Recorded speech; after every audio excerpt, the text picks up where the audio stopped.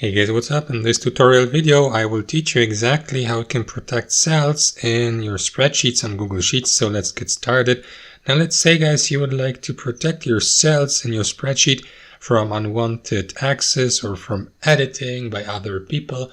To do that, simply click on data here at the top in your spreadsheet. Select Protect Ranges and Sheets from the drop-down menu, and after that, click on Add a Sheet or Range here on the right sidebar.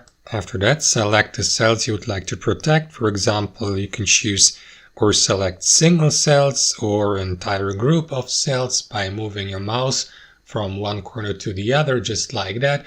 For example, I would like to protect the cells from A5 to F9, and after that, simply confirm by OK and click on Set Permission here to decide who you would like to give the permission to view and to edit these cells, for example, only you or a custom user, and confirm by clicking on Done here. And that's basically it. Thanks for watching and have a wonderful day.